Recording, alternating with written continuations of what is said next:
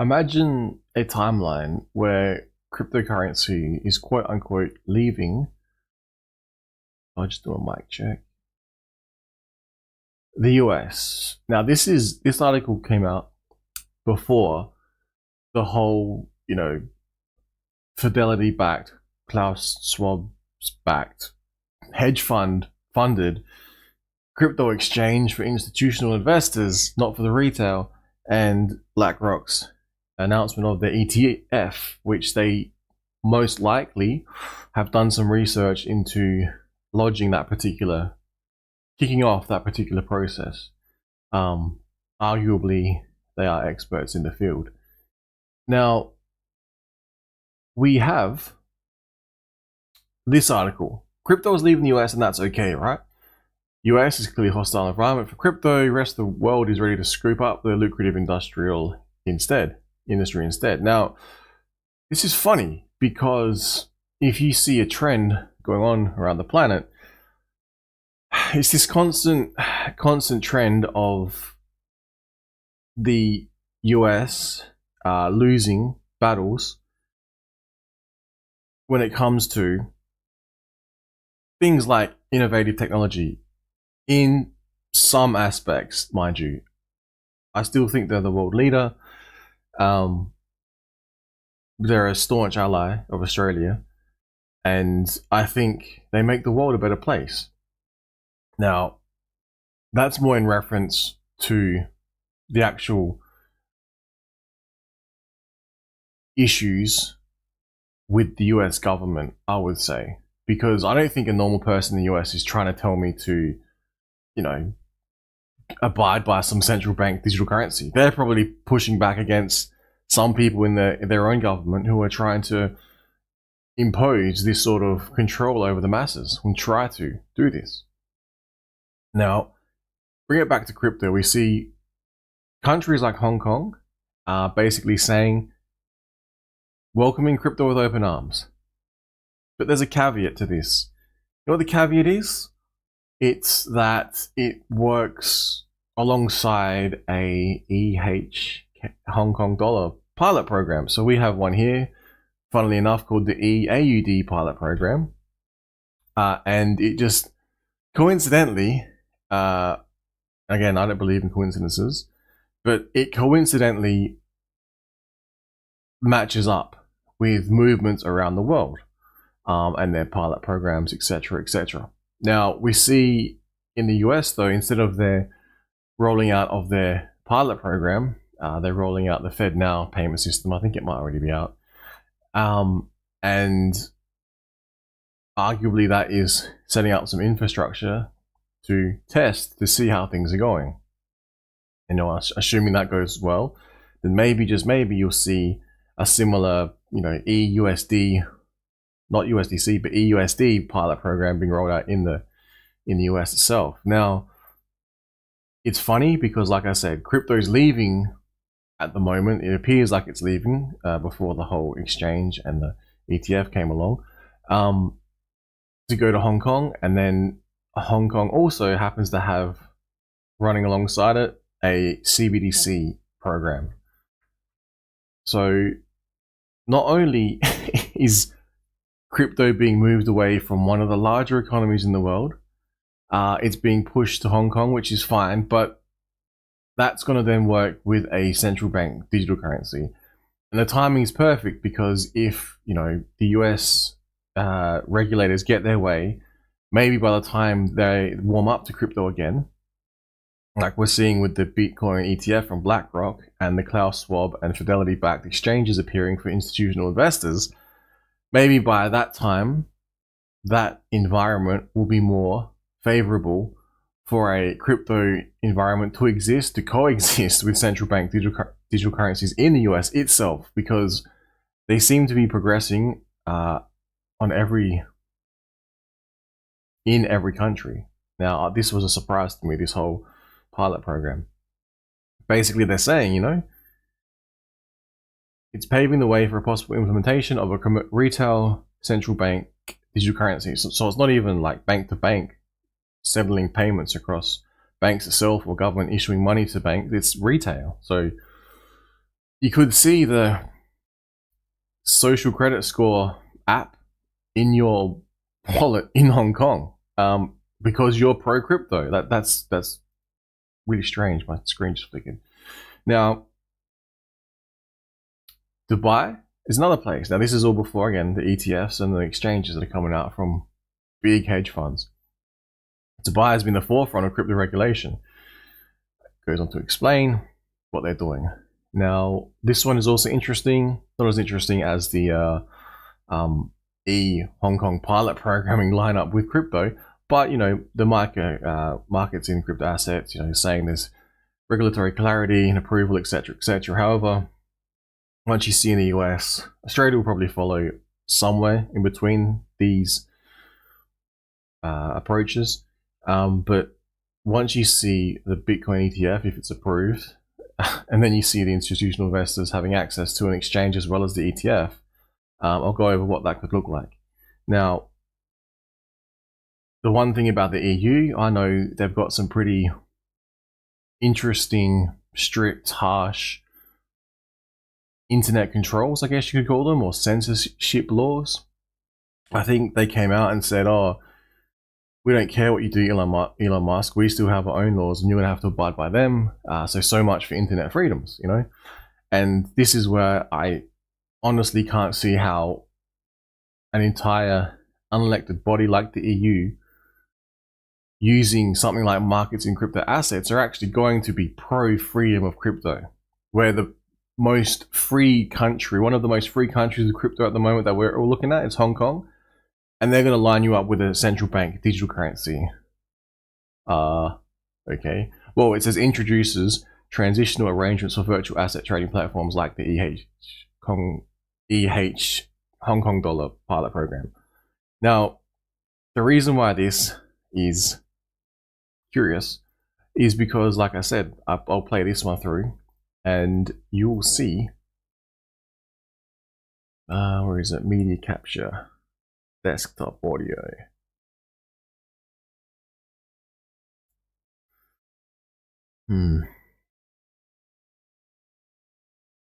I'll play this again.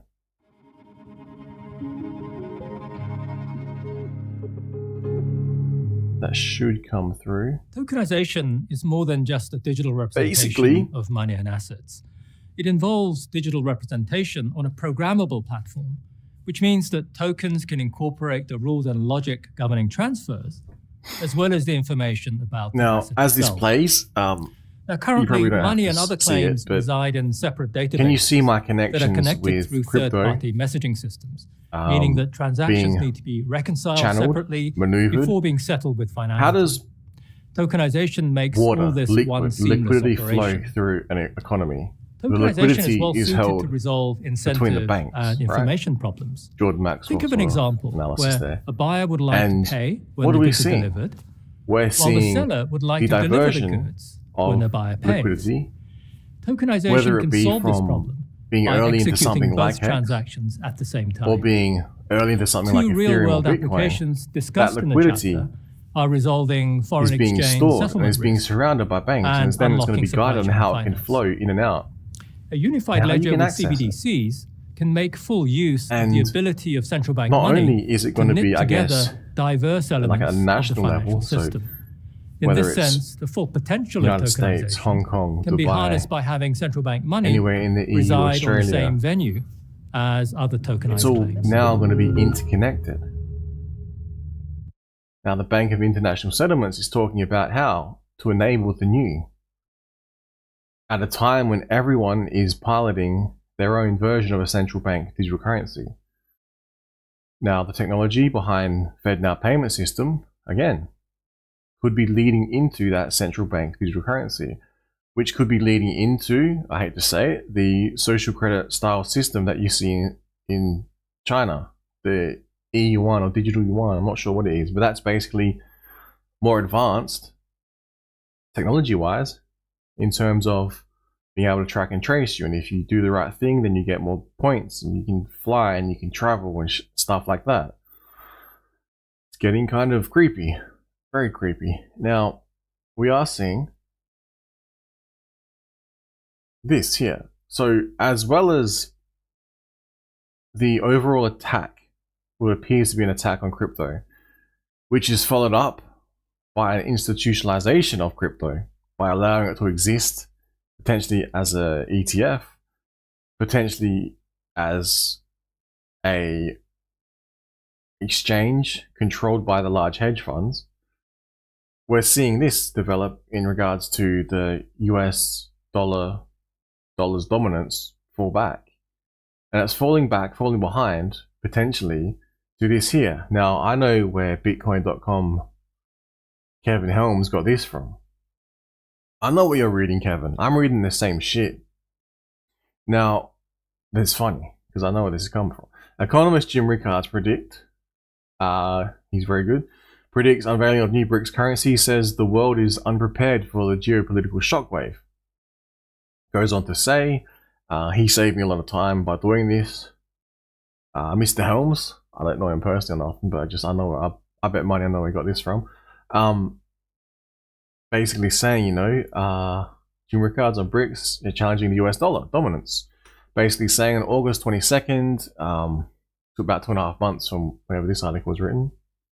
June. Still about 2-ish months. They're going to have a meeting and they could be potentially rolling out a new major currency.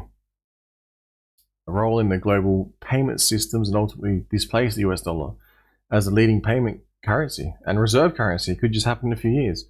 So again, this is you can see there's a lot of economic energy. Now, I'm not talking like individual whales, or I'm talking about like state level shit. Like the US Treasury has a shit ton of liquidity, you could say. So too would other countries like, I don't know, Brazil, Russia, India, and China. And then you see these other countries that are joining: Nigeria, Argentina, Bahrain, Egypt, Indonesia, Iran, Saudi Arabia, UAE, Afghanistan, Bangladesh, Belarus, Kazakhstan, Mexico, Nicaragua, Nigeria, Pakistan, Senegal, Sudan, Syria, Thailand, Tunisia, Turkey, Uruguay, Venezuela, and Zimbabwe, right? That's a shit ton of liquidity. That's a lot of economic energy.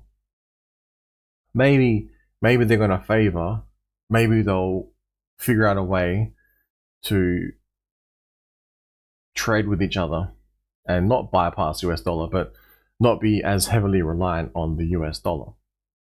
As we see, I think today there was a record US debt that has come out, some insane number. So that looks to be in this particular timeline, and this is just from what I can gather. Now, the next thing that we should look at, or I think we should look at, is a institutional investor. Who are they and how do they invest? All right. Basically, what is an institutional investor? Company, organization that invests money on behalf of people, mutual funds, pensions, insurance companies. Examples: institutional investors often buy and sell substantial blocks of stocks, bonds, or other securities that, for reasons, are considered to be the whales on Wall Street. So we think that, there's a whale in cryptocurrency. What if a big giant hedge fund comes in and, like a real whale, what's going to happen to a particular asset like cryptocurrency if the actual real whales are given access to it? It's going to be extremely interesting to see how the price performance plays out on that particular asset of cryptocurrency and other cryptocurrency assets. If there's supposedly a move to kill off crypto whilst herding almost all of crypto into an environment which is being guided by the literal banks of the liquidity. Interesting, yeah? Crazy conspiracy, or can you see my thinking? My take on what's going on in the cryptocurrency space. Again, I'll revisit this. Cryptocurrency exchange backed by Fidelity, Schwab, and Citadel launches with additional investors. Now, it says here, EDEX is backed by Fidelity. Digital Assets, Klaus Schwab, and Citadel Securities has already launched in the US after building out its technology for the past 9 months. So the fact that it's launched, the technology's it already exists, so it's not like it just magically appeared. So you can't tell me, well, this is proof of concept that these large players, very large whales in the entire planet, were actually working on this technology. Whilst openly, were they funding hit pieces? Or was this a massive purge? And this is why we've seen the huge failures time after time after time to be able to get rid of the weakest links, leaving only the strongest in the market. Possibly at the expense of the small retail investor, which I hope not, but you can see my thinking. Now it goes on to explain, that certain assets will be listed: Bitcoin, Ethereum, Litecoin, Bitcoin Cash. Partly unclear because of regulatory landscape in the US. So had there not have been this attack on the SEC from the SEC on other exchanges, maybe just maybe institutional investors, maybe just maybe, they would have had access to a larger menu. And maybe just maybe, they could have had a feast. So whether or not this is good or bad for cryptocurrency, I'm more inclined to think price-wise it's good. Freedom-wise, maybe not so much. But if you can buy your own freedom, maybe just maybe you might not care as much. Remember the old joke? The big institutions are going to come and buy up crypto, extending the price to $1 million for Bitcoin. Well, $10,000 for Ethereum. $1 for Hex. Maybe we see this. Who knows? Now, BlackRock Bitcoin ETF filing. This is the one that finally gets. Is this the one that finally gets approved? Again, who else does it better than these guys? Based on their history, based on their research. So if you think about BlackRock, right? Not going into, because I haven't done the research, not going into, I guess, who founded it, who created it. It has a similar, I guess, at a smaller level, which is still large, in the Hex ecosphere. Now, this one, Mountain Crypto Advisor. So then I went to their website, had a look at the things that they offer, right? It's very good, okay? Now, if this would have been cutting edge, had not investors or large players in the space like BlackRock appear.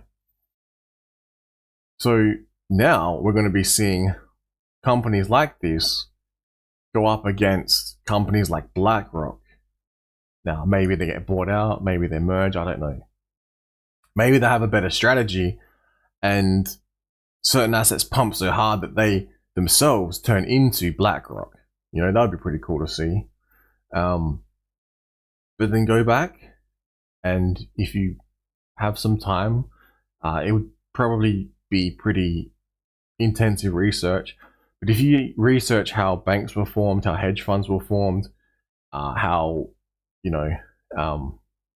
assets performed from way back, it's pretty interesting to think about how a company, a hedge fund like BlackRock, for example, gets to the position it is in now. Once it was a small company, and it turned into one of the largest. So it's really fascinating to see what's going on in this space. Now, in closing, because I'm somewhat a Hex mini analyst, an assistant analyst, we'll say, a self-given title there. This is an unofficial, I'm not paid for content, etc., etc. I found this here. So we've obviously got someone who is either researching Hex, looking into Hex, or something. He's been watching for a bit. Nathan Reef has been writing articles about financial topics, such as cryptocurrency. Now, this is his take on what Hex is. Last updated September 24, 2022. So this is probably due for an update. I don't know if someone will reach out.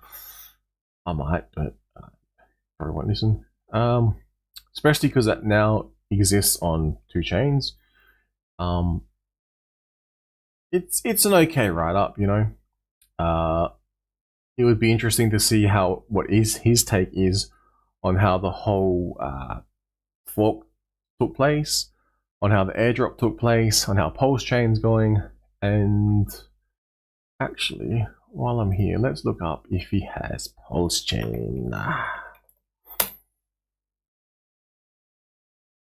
Nothing. Damn. Alright, so Pulse Chain Hex. EHEX definition. Yeah, reviewed by... Oh, they fact-checked it. Ooh, that's interesting. Again, we should, as a community, reach out and be like, have you looked into Pulse Chain now? Tell us what you know about this. So in closing, we have Pulse. I don't really want to be looking at this. Like I said, another 12 months, maybe 11 months now. Then I might have a look. I'm not doing shit. I'm sitting on my hands and going, I refuse to... I'll show you what I mean.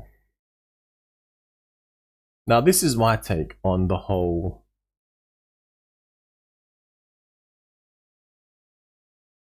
What's it called? The whole yield farming. Now, I like it. It's cool, right? Don't get me wrong. But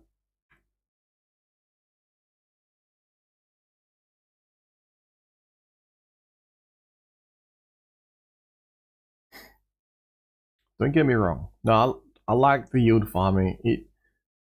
Maybe I could have done some things differently and actually engaged in larger amounts of yield farming. I decided not to because I honestly wasn't sure what Pulse Chain would do and what would actually happen.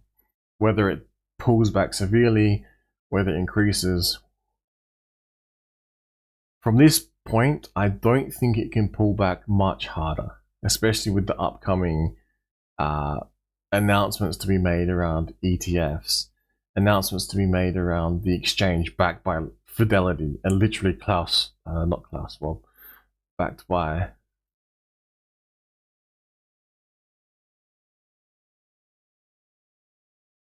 Schwab. I'm gonna get his first name right. I want to be mixing up. Charles Schwab. Not eat the bugs, but Charles. Charles is different. Now, back to here. So the farms are okay. Yield is dropping, not severely, but it's slowly pulling back. Now, I'm not sure whether it's a function of the liquidity being provided, etc., because as more people enter into the pools, you get diluted out. And maybe, just maybe, there's only so many people in the system that, you know, are aware these things even exist. That is why we're seeing sort of stability, because maybe people are sitting on the fence and they don't want, if they want to bridge in their stables, leaving these APRs reasonably high relative to legacy finance. We've seen Hex Pulse fall under. INC is hovering with most of them below 200. But yeah, well, 60%. Now, the reason I don't want to engage in the farming, except for the mad yield, juicy yield, yes, that's pretty good, is this here. Over time, if you leave it, now if you're not monitoring it all the time, if you're not, haven't got a validator up and running, or multiple validators, if you're not in some trust fund, if you're not holding liquidity, if you're not all locked out and you burnt all your hex, maybe you've got some liquidity, I don't know. If, for instance, for whatever reason, I guess slowly as the price of Pulse, I assume will take place over the next 15 years. As that increases, you're slowly going to be selling off all your Pulse in the liquidity pool. And you're going to be selling it for stables, which is fine because maybe you've only got $10,000. Maybe you got 1,000, maybe you got 100,000, maybe you got 1 million.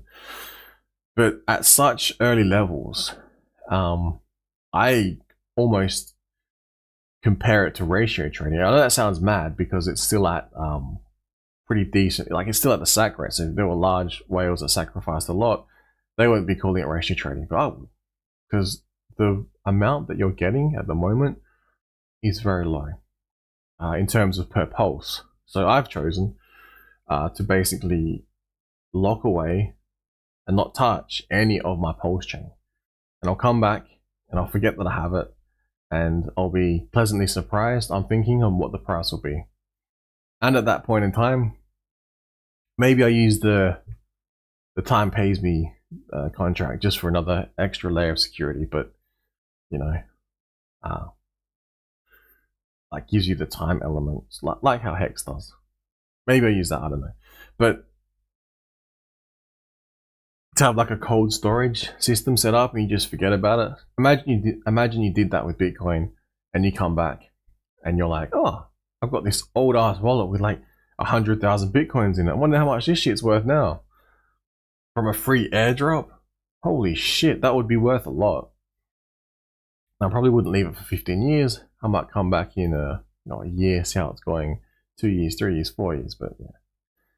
That's what I'm thinking.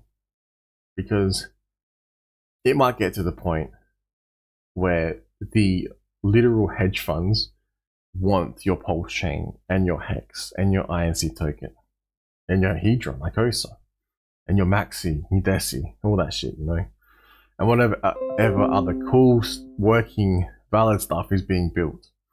I can't speak to anything outside the Richard Heart ecosystem. Like, nothing against anyone else that's built anything else that's really cool. But like I say, I'm very loyal in this space and will not be swayed, even if it seems to be friendly, you know, due to value extraction reasons. That is my stance on it all. Now, my stance on the hedge funds coming in, buy my bags. I'll happily sell you my bags, but it's not going to be cheap. You're going to have to come and take it. I made a previous stream hinting at that, saying, you sell your crypto now. I'm getting a headache thinking about this. You sell your crypto now, and you literally might have hedge funds chomping at the bit to try and get your Ethereum. And then they might discover, oh, there's a fork like Bitcoin Cash did of Bitcoin, of Hex, of Ethereum, which is Pulse Chain. Ooh, what's that? You know, and then they discover a whole new world that exists over on the Richard Heart ecosphere. Insane. Amazing. Scary. Intriguing. Fascinating. And how long have they known about crypto? How long have they been watching it? I've heard some have been watching it from inception, you know? That's pretty interesting to think about. All right, free speech. Closing this one out. I don't even know what to say, man. I'm speechless, absolutely speechless at this environment that's developed